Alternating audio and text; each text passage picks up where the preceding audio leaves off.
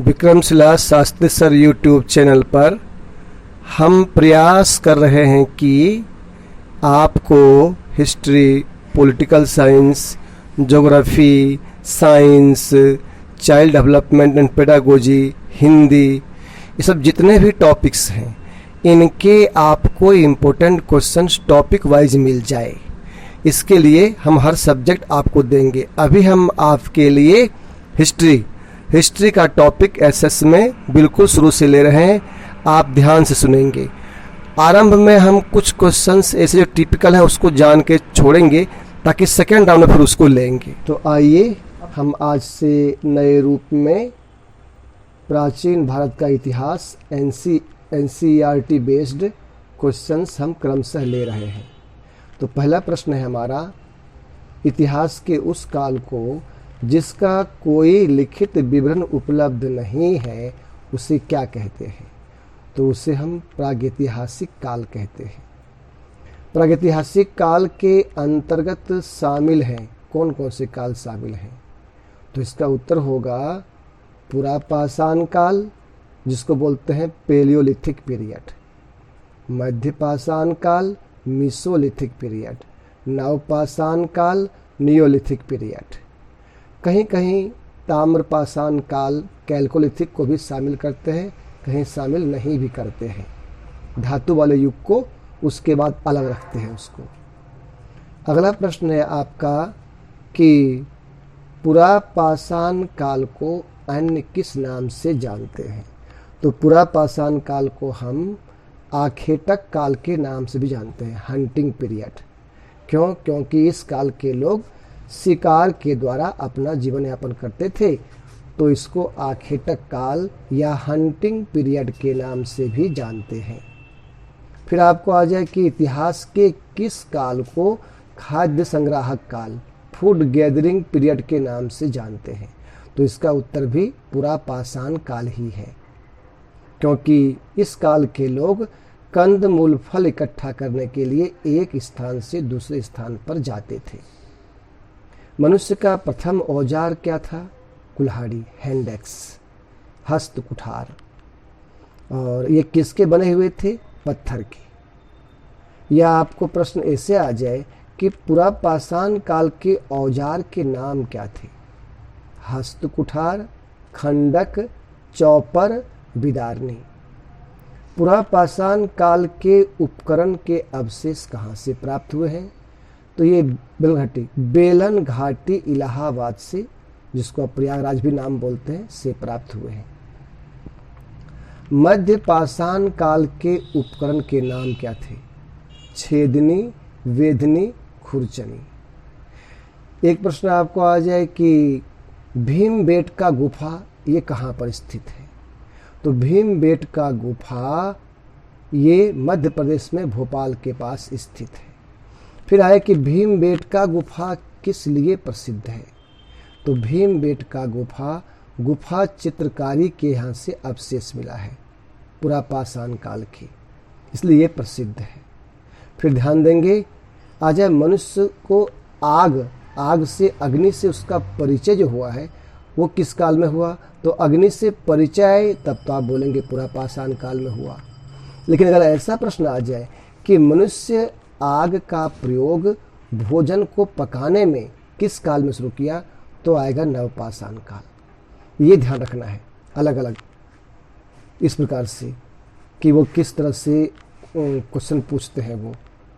फिर आपको ध्यान में हो प्रश्न आपको आ जाए कि पुरापाषाण जो काल के लोग थे उनका मुख्य व्यवसाय क्या था, कैसे वो पेट पालते थे? हम पहले कर चुके हैं, वो आखेटक काल है वो। और पशुपालन किस काल में शुरू हुआ? मध्यपाषाण काल में। मध्यपाषाण काल में पशुपालन का अवशेष कहाँ से प्राप्त हुआ है? तो ये अवशेष जो प्राप्त हुआ है उसमें मध्य प्रदेश में आदमगढ़ और राजस्थान में बागोर से प्राप्त हुआ है।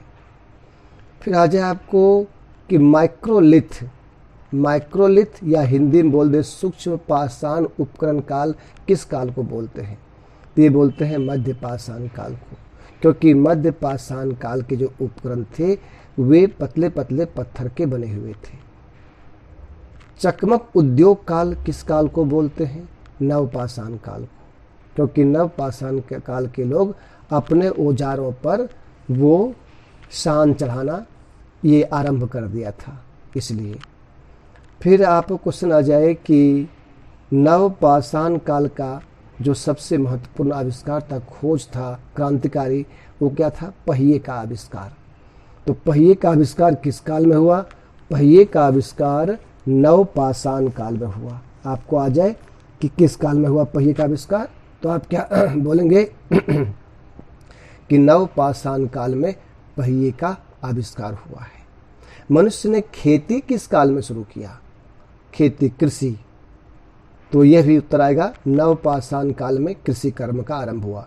नवपाषाण काल में कृषि कर्म का प्रथम साक्ष्य कहाँ से प्राप्त हुआ है? तो ये स्थान है मेहरगढ़। मेहरगढ़ से कृषि कर्म का प्रथम साक्ष्य प्राप्त हुआ है, जो कि पाकिस्तान में अब पड़ता है, बलूचिस्तान प्रांत में। और खेती करना आरंभ किया तो स्वाभाविक है उस जगह बस्ती, गांव बना के रहने लगे। तो आपको आ जाए स्थायी जीवन, परमानेंट स्थायी जीवन का आरंभ भी नवपाषाण काल में हुआ। गांव बना के रहना शुरू किया नवपाषाण काल में। और फिर पहिए का आविष्कार हो गया, तो जब मिट्टी के बर्तन बनाने कला का आरंभ नवपाषाण काल में हुआ। मृदभांड नवपाषाण काल से बनने आरंभ हो गए। आगे है बुर्ज होम और गुफ कराल, ये दो पुरा स्थल जो कि जम्मू कश्मीर में है, किस काल के हैं? तो ये नवपाषाण काल के पुरा स्थल हैं। पुरा स्थल मतलब आर्कियोलॉजिकल साइट, जहाँ से पुरातात्विक अवशेष प्राप्त हुए हैं। पुरा स्थल चिरांद जो कि बिहार में स्थित है, वहाँ से प्रचुर मात्रा में हड्डी, हिरण के हड्डी के अवशेष प्राप्त हुए हैं। का संबंध किस काल से है? तो इसका संबंध नवपाषाण काल से है। नवपाषाण काल का ये पुरा स्थल है। भारत में मानव की उपस्थिति के प्राचीनतम अवशेष कहाँ से प्राप्त हुए हैं? बोरी, महाराष्ट्र। 14 लाख वर्ष पुराना इसको माना जाता है। लेकिन यहाँ अगर आपको ये आ जाए कि विश्व में सबसे पहले मानव का अवशेष किस महाद्वीप से प्राप्त हुआ है, तो है अफ्रीका महाद्वीप से प्राप्त हुआ है, और वो 27 लाख वर्ष पुराना उसको माना जाता है। मनुष्य का वैज्ञानिक नाम क्या है? होमोसेपियंस मनुष्य का वैज्ञानिक नाम है।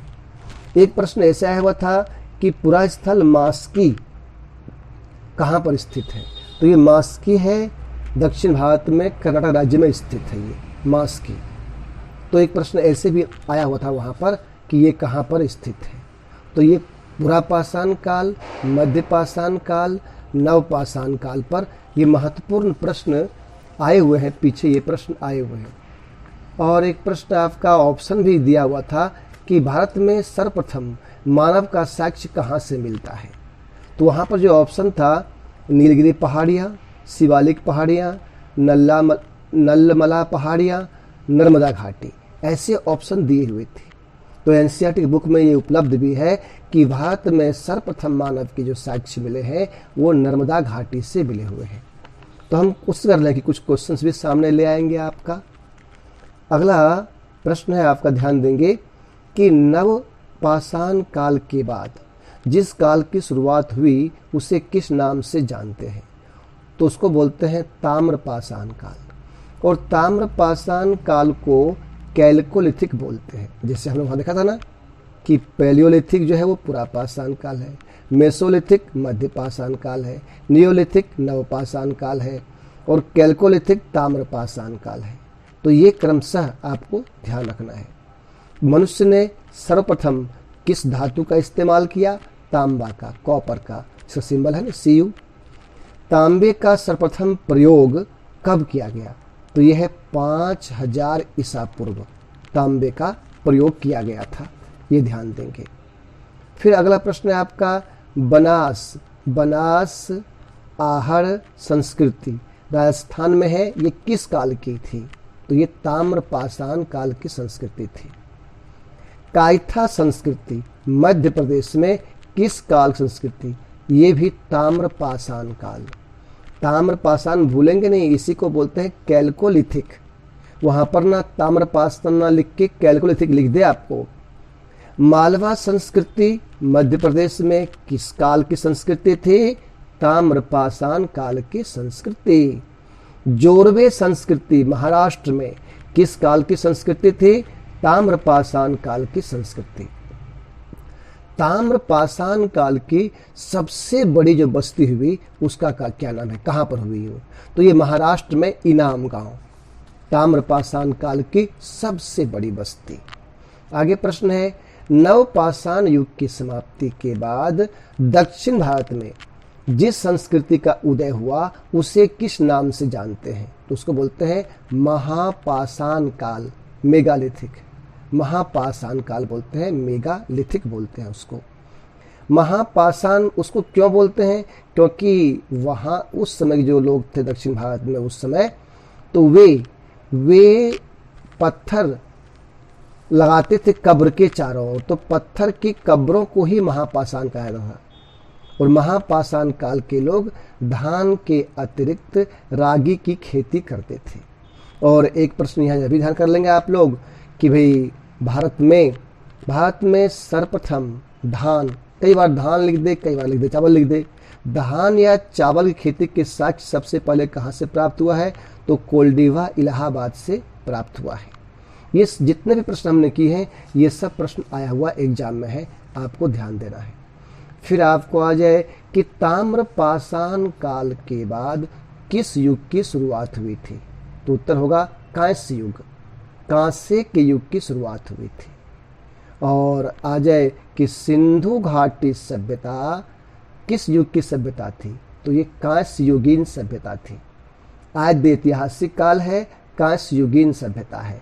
और ध्यान रहे, आद्य ऐतिहासिक काल जिसको हम बोलते हैं प्रोटो हिस्टोरिक पीरियड, इतिहास के जिस काल का लिखित विवरण तो उपलब्ध है किंतु उसे पढ़ा नहीं जा सका, उसको बोलते हैं आद्य ऐतिहासिक काल। सिंधु घाटी सभ्यता नगरीय सभ्यता थी। आजा ये सभ्यता कैसी थी? नगरीय सभ्यता थी। और ध्यान देंगे, सिंधु घाटी सभ्यता का सर्वाधिक उपयुक्त नाम वर्तमान में क्या है? हड़प्पा सभ्यता है। क्यों? क्योंकि ये सभ्यता नगरीय थी और इसमें बहुत से नदी शामिल थी यहाँ पर, तो इसलिए नगरीय होने के कारण इसके जिस नगर की खोज सबसे पहले हुई उसी के नाम पर इसको बोल दिया हड़प्पा सभ्यता। तो हड़प्पा की खोज सबसे पहले हुई थी। हड़प्पा की खोज किसने की थी? राय बहादुर दयाराम साहनी ने की थी। हड़प्पा की खोज 1921 ईस्वी में की गई थी, तो ये ध्यान देंगे, इसलिए इसको हड़प्पा सभ्यता के नाम से जानते हैं। तो हड़प्पा सभ्यता बोले, सिंधु घाटी सभ्यता बोले, इंडस वैली सिविलाइजेशन बोले, एक ही बात है, ये ध्यान देना है आपको। हड़प्पा जो पूरा स्थल है वो आज कहाँ स्थित है? तो पाकिस्तान के पंजाब प्रांत में स्थित मांटगोमरी जिले में रावी नदी के बाएं तट पर स्थित है ये। फिर आ जाए आपका कि मोहनजोदड़ो की खोज किसने की थी? राखाल दास बनर्जी ने 1922 में इसकी खोज की थी। मोहनजोदड़ो पूरा स्थल कहाँ स्थित है? पाकिस्तान के सिंध प्रांत के लरकाना जिले में सिंधु नदी के दाहिने तट पर स्थित है। मोहनजोदड़ो का शाब्दिक अर्थ क्या है? मृतकों का टीला, इसका शाब्दिक अर्थ है। और हड़प्पा सभ्यता के संपूर्ण क्षेत्र का आकार किस प्रकार का था? तो त्रिभुजाकार। सिंधु घाट सभ्यता त्रिभुजाकार आकृति में थी और 12,99,600 वर्ग किलोमीटर से फैलाव था। फिर से सुन लीजिए, 12,99,600 वर्ग किलोमीटर क्षेत्रफल में इसका फैलाव था। इसका विस्तार आपको ध्यान दें, पूछेगा आपको कि सिंधु घाटी सभ्यता या हड़प्पा सभ्यता की सीमाएं, तो इसकी उत्तरी सीमा मांडा जम्मू कश्मीर में, दक्षिणी सीमा देमाबाद महाराष्ट्र में, पूर्वी सीमा आलमगीरपुर उत्तर प्रदेश में, पश्चिमी सीमा सुतकागेंडोर बलूचिस्तान में। सेंधव सभ्यता या हड़प्पा सभ्यता की सबसे बड़ी इमारत थी अन्न भंडार गृह, अन्नागार, मोहनजोदड़ो में। हड़प्पा सभ्यता का महत्वपूर्ण भवन या सार्वजनिक स्थल का क्या नाम था? तो वो मोहनजोदड़ो से प्राप्त ग्रेट बाथ या हिंदी में बोले बृहद स्नानागार। आगे आपको प्रश्न है कि कांसे की एक नर्तकी की मूर्ति हड़प्पा सभ्यता में कहां से पाई गई है? तो उत्तर है मोहनजोदड़ो से पाई गई है।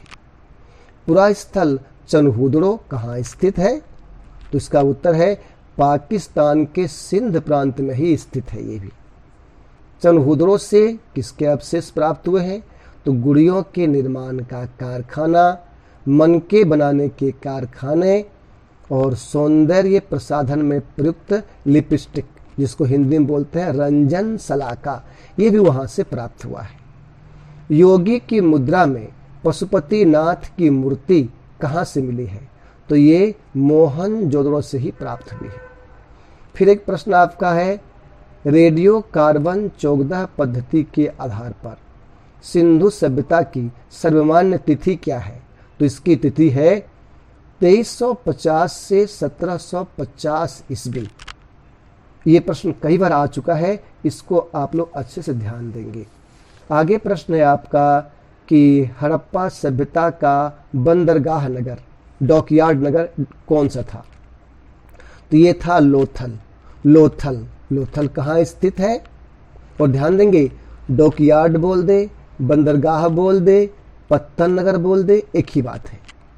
लोथल अहमदाबाद गुजरात में भोगवा नदी के तट पर स्थित है। जूते हुए खेत का साक्ष्य सिंधव सभ्यता में कहां से मिला है? उत्तर है कालीबंगा, जो कि राजस्थान के गंगानगर जिले में है, घग्गर नदी के बाएं तट पर, वहां से मिला है। कालीबंगा का शाब्दिक अर्थ क्या है? काले रंग की चूड़ियां। काले रंग की चूड़ियां इसका शाब्दिक अर्थ है कालीबंगा का। हड़प्पा सभ्यता का पुरास्थल राखीगढ़ी कहाँ स्थित है? हरियाणा के हिसार जिले में है राखीगढ़ी। राखीगढ़ी से किसके साक्ष्य मिले हैं? तो यहाँ से अन्नागार और रक्षा प्राचीर के साक्ष्य मिले हैं। राखीगढ़ी हरियाणा के किस जिले में स्थित है? हिसार में स्थित है। राखीगढ़ी का उत्खनन किनके द्वारा किया गया? तो 1997 और 1999 में, 1997 और 1999 में अमरेंद्र नाथ के द्वारा किया गया। राखीगढ़ी धोलावीरा के बाद सिंधु सभ्यता का विशालतम ऐतिहासिक नगर है। तो यहाँ ध्यान देंगे, अगर प्रश्न ऐसे आ जाए कि सिंधव सभ्यता का विशालतम नगर, सबसे बड़ा नगर कौन सा है? धोलावीरा है। धोलावीरा कहाँ स्थित है? गुजरात के कच्छ जिले में स्थित है। धोलावीरा के बाद जो विशालतम नगर है वो है राखीगढ़ी, अपने हरियाणा में। तो बनावली स्थित है हरियाणा के। अब आ जाए कि पुरास्थल बनावली ये कहाँ पर स्थित है? तो ये हरियाणा के फतेहाबाद जिले में सरस्वती नदी के तट पर स्थित है। बनावली की खोज 1973 ईस्वी में RS बिष्ट ने की थी। और धोलावीरा की जो खोज है, जो गुजरात में है, इसकी खोज 1967 ईस्वी में 1967 में JP जोशी ने की थी। तो बहुत ही महत्वपूर्ण क्वेश्चन है ये कि हड़प्पा सभ्यता का जो सबसे बड़ा स्थल है वो धोलावीरा है, और इसकी खोज करने वाले 1967 में JP जोशी के द्वारा इसकी खोज की गई है। और आपका धोलावीरा में ही अवशेष मिला है स्टेडियम का। ऐसे प्रश्न आपको आ जाए कि स्टेडियम का अवशेष कहाँ से मिला है, तो धोलावीरा से ही मिला है। खेल का, वहाँ खेल की जगह का अवशेष मिला हुआ है। फिर अगला प्रश्न है, आप लोग ध्यान देंगे कि हड़प्पा सभ्यता को ऋग्वेद में क्या कहा गया है? तो इसमें कहा गया हरियूपिया कहा गया है। हड़प्पा वासी डैश फसल की खेती में अग्रणी थे, तो कपास की खेती में ये अग्रणी थे। सर्वप्रथम हड़प्पा सभ्यता में किसने स्नानागार की खोज की, ग्रेट बाथ की? तो वो जॉन मार्शल ने की है खोज। हड़प्पा सभ्यता के किस स्थल पर घोड़े के अवशेष मिले हैं? तो है सुरकोटदा। गुजरात में सुरकोटदा से घोड़े के अवशेष प्राप्त हुए हैं। दाढ़ी वाले योगी व पुजारी की मूर्ति कहाँ से प्राप्त हुई है? ये प्राप्त हुई है मोहनजोदड़ो से। एक प्रश्न इस तरह से आया था, ऑब्जेक्टिव क्वेश्चन, आपको ऑप्शन भी देंगे इसमें। निम्नलिखित में से हड़प्पा सभ्यता किसका प्रतिनिधित्व करती है? प्रथम नगरीकरण, द्वितीय नगरीकरण, तृतीय नगरीकरण, चतुर्थ नगरीकरण। तो हड़प्पा सभ्यता भारत में पहले है, तो ये प्रथम नगरीकरण है, क्योंकि हम देखते हैं हड़प्पा के बाद फिर जो शुरू होता है वैदिक काल, वो ग्रामीण संस्कृति है। तो प्रथम नगरीकरण है हड़प्पा सभ्यता। हड़प्पा वासी को किस धातु का ज्ञान नहीं था? तो इसका उत्तर होगा लोहे का ज्ञान नहीं था। हड़प्पा वासी को लोहे का ज्ञान नहीं था। इसलिए आता है ना कि कांस्य युगीन सभ्यता के बाद कौन सभ्यता आरंभ हुआ? तो लोह युगीन सभ्यता। लोह युगीन सभ्यता का आरंभ हुआ। हड़प्पा सभ्यता का नाम मेलुहा कहाँ से मिलता है? तो इसका नाम मेलुहा मेसोपोटामिया की सभ्यता से मिलता है। मेसोपोटामिया की सभ्यता मतलब हो गया इराक में जो हुआ था, दजला फरात नदी के किनारे जो सभ्यता का विकास हुआ, वही सभ्यता है मेसोपोटामिया की सभ्यता। हड़प्पा सभ्यता में सूती कपड़ा का अवशेष कहाँ से प्राप्त होता है? तो ये प्राप्त होता है मोहनजोदड़ो से, सूती कपड़ा का अवशेष। आगे प्रश्न है आपका, तो यहां ध्यान देंगे भाई, हम लोग किए हुए हैं ना कि सबसे पहले आपका था पुरापाषाण काल, फिर मध्यपाषाण काल और फिर नवपाषाण काल, उसके बाद ताम्रपाषाण काल, फिर कांस्य युगीन सभ्यता, कांस्य का युग आद्य ऐतिहासिक काल के अंतर्गत कांस्य युगीन सभ्यता, ब्रॉन्ज एज सिविलाइजेशन जो कि सेंधव सभ्यता है, हड़प्पा सभ्यता है। यहाँ के वासी को लोहे का ज्ञान नहीं था, तो इसके बाद शुरू हुआ लोह युगीन सभ्यता। तो आपको ऐसे बोल दे कि लोहे का प्रयोग किस काल में शुरू हुआ। यदि ऑप्शन में अलग अलग दे देता है, ऋग्वैदिक काल, उत्तर वैदिक काल, तब तो कोई दिक्कत नहीं है, आप वहां पर उत्तर देंगे उत्तर वैदिक काल। लेकिन सिर्फ वैदिक काल आ गया तो रहेगा वैदिक काल उसका उत्तर। तो या तो सिर्फ वैदिक काल आ जाए या अलग अलग आ जाए, ऋग्वैदिक काल, उत्तर वैदिक काल इसके। तो ये ध्यान देंगे, वैदिक सभ्यता मूलतः ग्रामीण थी, मूलतः ग्रामीण थी। ये 1400 ईसा पूर्व के बोगज कोई एशिया माइनर के अभिलेख में ऋग्वैदिक काल के किन किन देवताओं का उल्लेख मिलता है? तो 1400 ईसा पूर्व के बोगज कोई एशिया माइनर के अभिलेख में ऋग्वैदिक काल के इंद्र, वरुण, मित्र तथा नासत्य देवताओं का उल्लेख मिलता है। ऋग्वेद की अनेक बातें ईरानी भाषा के किस प्राचीनतम ग्रंथ से मिलती है? तो उत्तर होगा उसका अवेस्ता या जैनदवेस्ता से मिलती है। ऋग्वेद में आर्य निवास स्थल के लिए किस क्षेत्र का उल्लेख मिलता है? तो मिलता है सप्त सिंधव क्षेत्र। सप्त सिंधव क्षेत्र, आर्य आके पहले कहाँ बसे थे? सप्त सिंधव क्षेत्र में। सप्त सिंधव क्षेत्र का अर्थ है 7 नदियों का क्षेत्र, 7 नदियों का क्षेत्र। तो ध्यान देंगे, ऐसे यहाँ पर एक प्रश्न महत्वपूर्ण है, वो करते जाए हम लोग कि जो ऋग्वैदिक आर्य थे ना, ऋग्वैदिक आर्य के आगमन का सर्वाधिक मान्य सिद्धांत कौन सा है? तो सर्वाधिक मान्य सिद्धांत है मध्य एशिया का, कि ऋग्वैदिक आर्य मध्य एशिया से आए। ये किसने कहा? Max Muller. मैक्स मूलर कौन? जर्मन दार्शनिक मैक्स मूलर। इसी प्रकार से आपको आ जाए कि ऋग्वैदिक आर्य तिब्बत से आए, ये सिद्धांत किसने दिया? स्वामी दयानंद सरस्वती ने। इनकी पुस्तक का नाम है सत्यार्थ प्रकाश। सत्यार्थ प्रकाश हिंदी भाषा में है। स्वामी दयानंद सरस्वती आपको ध्यान में होगा, जिन्होंने आर्य समाज की स्थापना किया 1875 में और नारा दिया वेदों की ओर लौटो। आपको बोले वेदों की ओर लौटो का नारा किसने दिया? स्वामी दयानंद सरस्वती ने। स्वामी दयानंद सरस्वती बचपन का नाम क्या है? मूल शंकर। मूल शंकर उनके बचपन का नाम। आगे हम पढ़ेंगे इस चीज को, अभी चर्चा में आया तो बतला दिया आपको। फिर ध्यान देंगे, एक प्रश्न यहाँ आपको आ जाए कि ऋग्वैदिक आर्यों का आगमन आर्कटिक प्रदेश या ध्रुवीय प्रदेश से हुआ, ये बतलाने वाले कौन हुए? ये Tilak. Bal Gangadhar Tilak Arctic home of the Aryans पुस्तक में इसका उन्होंने उल्लेख किया है। यह भी आप लोग ध्यान रखेंगे। लेकिन आ जाए आर्यों के आगमन संबंधित सर्वाधिक मान्य सिद्धांत कौन सा है, तो मध्य एशिया का है, मैक्स मुलर जर्मन दार्शनिक का। आगे प्रश्न है आपका, ऋग्वैदिक काल की सर्वाधिक महत्वपूर्ण नदी कौन सी है, सिंधु नदी बताया गया है। लेकिन यहीं आ जाए ऋग्वैदिक काल की सर्वाधिक पवित्र नदी का नाम क्या है, तो आप बोलेंगे सरस्वती नदी सबसे पवित्र। सरस्वती नदी को किस नाम से पुकारा गया है, नदी तमा। नदी तमा कहा गया है, या देवी तमा कहा गया है, या माते तमा कहा गया है।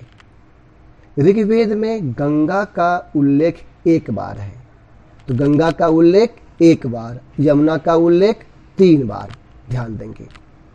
फिर आप ध्यान देंगे आपका कि ऋग्वेद में एक दासराग्य युद्ध का वर्णन है, तो आपको आ जाए कि दासराग्य युद्ध किस नदी के किनारे लड़ा गया है, कौन सी नदी के किनारे लड़ा गया, उत्तर होगा परुसनी या रावी नदी के किनारे लड़ा गया।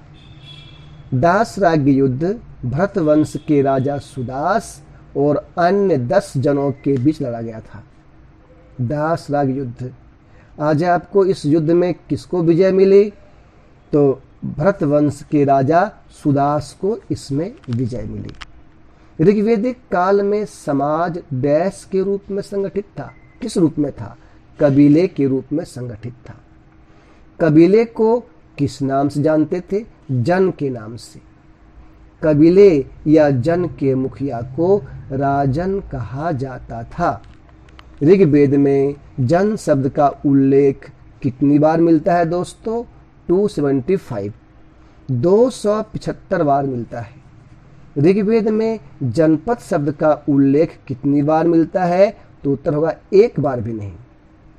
ऋग्वैदिक व उत्तर वैदिक काल में जो महत्वपूर्ण अधिकारी थे, पदाधिकारी थे, उनको किस नाम से जानते थे, तो उनको जानते थे रत्नी के नाम से। रत्नी की संख्या राजा सहित 12 होती थी। तो आ जाए जो महत्वपूर्ण अधिकारी होते थे, राजकाज में हेल्प करते थे, उन्हें किस नाम से जानते थे। अभी वैदिक काल के महत्वपूर्ण प्रश्न और लेंगे हम, लेकिन इससे पहले थोड़ा सा ये जान लेते हैं वेद के ऊपर महत्वपूर्ण प्रश्न। आपको आ जाए कि वेद का शाब्दिक अर्थ क्या है, ज्ञान, पवित्र ज्ञान, आध्यात्मिक ज्ञान, वेद का शाब्दिक अर्थ। वैदिक साहित्य में शामिल है, क्योंकि ऐसे प्रश्न आपको आएगा, ऑप्शन दे देगा, बोलेगा इनमें से वैदिक साहित्य में शामिल नहीं है। तो वैदिक साहित्य में शामिल हैं क्या क्या, नंबर 1 चारों वेद, ब्राह्मण ग्रंथ, आरण्यक ग्रंथ, उपनिषद या वेदांत। उपनिषद का अन्य नाम वेदांत भी है, और एक आपका वेदांग।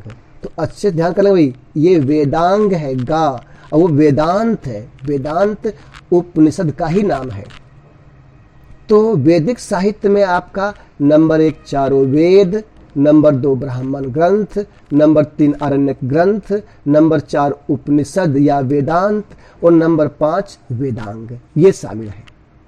चारों वेद, 4 वेद कौन कौन से भाई, ऋग्वेद, यजुर्वेद, सामवेद, अथर्ववेद। फिर आपको प्रश्न आ जाए कि प्राचीनतम वेद कौन सा है, ऋग्वेद। और ध्यान देंगे ऋग्वेद का संबंध किससे है, तो ऋग्वेद का संबंध ईश्वर की स्तुतियों या प्रार्थनाओं से संबंधित मंत्रों के संग्रह से है ऋग्वेद का संबंध। ये हुआ ऋग्वेद। और यजुर्वेद आपको आ जाए कि कौन सा वेद गद्य और पद्य दोनों में है, यजुर्वेद गद्य और पद्य दोनों में है।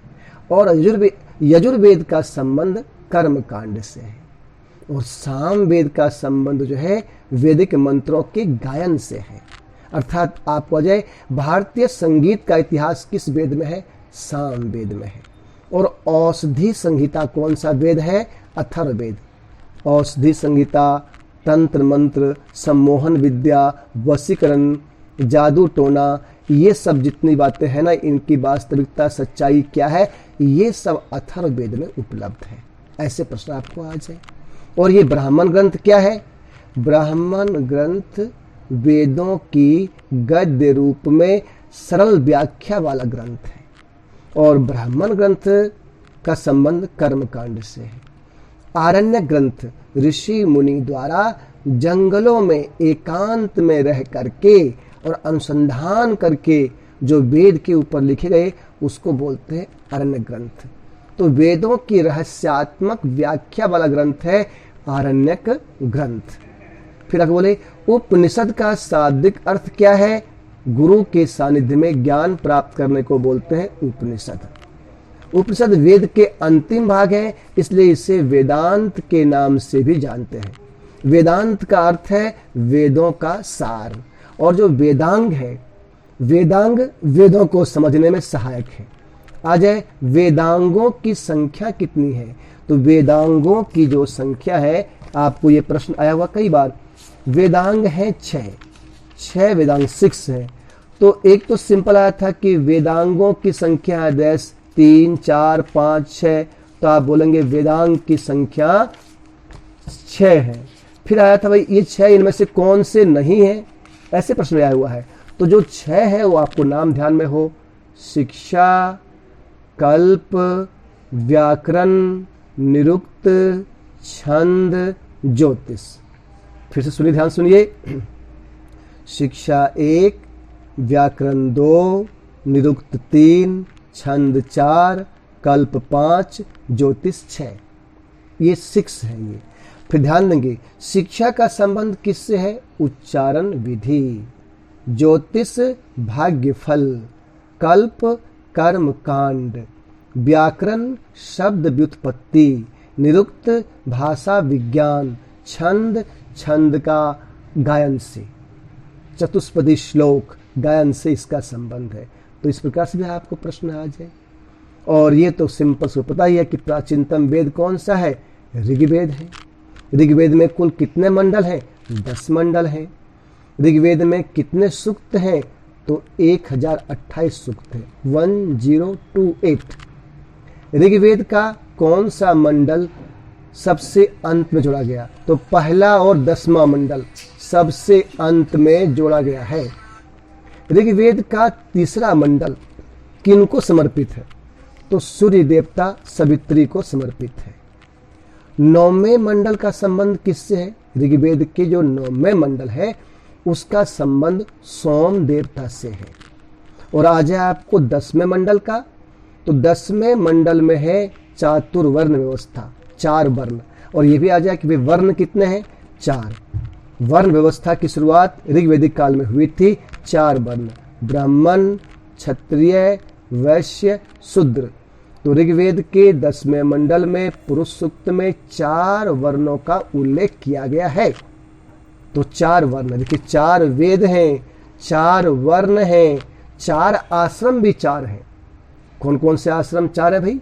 वो भी 7 करते हैं हम। सबसे पहला आश्रम क्या है? ब्रह्मचर्य आश्रम, गृहस्थ आश्रम, वानप्रस्थ आश्रम, संन्यास आश्रम। तो ध्यान कर लेंगे, चारों आश्रम क्रम से भी आता है, पूछता है। तो आश्रम 4 हो गए, ब्रह्मचर्य, गृहस्थ, वानप्रस्थ और संन्यास। यह प्रश्न आ जाए कि चारों आश्रमों का वर्णन सबसे पहले कहाँ मिलता है? तो चारों आश्रमों का वर्णन सबसे पहले जावालोपनिषद में मिलता है। जावालोपनिषद में मिलता है। पक्का हो गया आपका। ऐसे भी प्रश्न आपको आ जाए, भारत का राष्ट्रीय आदर्श वाक्य क्या है? सत्यमेव जयते। और वो कहां से लिया गया भाई? सत्यमेव जयते मुंडकोपनिषद से लिया गया है। मुंडकोपनिषद से लिया गया है। अगला प्रश्न है आपका, ये हर वेद के अलग अलग उच्चारण करने वाले हुए हैं, उनको क्या बोलते हैं? तो ऋग्वेद के वाचन करने वाले ऋषि को होत्री। फिर ध्यान कर लो, होत्री किनके हैं? ऋग्वेद के। और यजुर्वेद के वाचन करने वाले ऋषि को अर्धव्यु, सामवेद के उद्गाता, अथर्ववेद के ब्रह्मा। तो ध्यान कर लो भाई, मैचिंग भी आ जाए। ब्रह्मा, अथर्ववेद, उद्गाता, सामवेद, अर्धव्यु, यजुर्वेद, होत्री, ऋग्वेद। ध्यान देंगे प्यारे साथियों, आप सबको हम ना याद भी करवा रहे हैं। आप सुनेंगे, पूरा मजा आएगा आपको। एक से बढ़कर एक क्वेश्चन देंगे हम आपको। मैं इस तरह इसलिए कर रहा हूँ कि टाइम बच जाए और मेरा एनर्जी बच जाए, तो मैं इसको विवेकानंद केंद्र कार्य में लगा सकूं और आपका काम भी हो जाए। फिर है आपका चारों जो वेद है ना, इन चार वेदों को किस नाम से जानते हैं एक साथ? संहिता, वैदिक संहिता बोलते हैं ना, संहिता। और ये हमने पहले कर लिया कि गद्य पद दोनों में कौन सा वेद है, वो है यजुर्वेद। तो ये सारे आ जाए कि इनका संबंध किसका संबंध किस किस से है। तो देखिए आज हमने आपको एक पूरे आधे घंटे तक का पूरा कंप्लीट दिया है। इसको आप अच्छे सब क्वेश्चन सुनेंगे और बढ़िया से ध्यान से, आपको तो बुक पढ़ने की प्रेरणा मिल जाएगी आपको। और ये ना हर एग्जाम में आए हुए प्रश्न हैं। अभी आपको इसमें से प्रागैतिहासिक काल, आद्यैतिहासिक काल, दैट मीन्स पुरापाषाण काल, मध्यपाषाण काल, नवपाषाण काल, ताम्रपाषाण काल, और फिर ये आपका ऋग्वेदिक काल, उत्तर वैदिक काल, इसके फिर और महत्वपूर्ण प्रश्न आपको अगले वीडियो में आपको देंगे और इसके पीडीएफ भी आपको उपलब्ध हो जाएंगे। तो आप अगर कुछ काम कर रहे हैं, किसी गृहिणी है रोटी पका रही है या कोई काम कर रही है, तो फिर काम करते करते भी वो इस प्रश्न को सुन के याद करके अपना काम चला सकते हैं। और दोस्तों नमस्कार।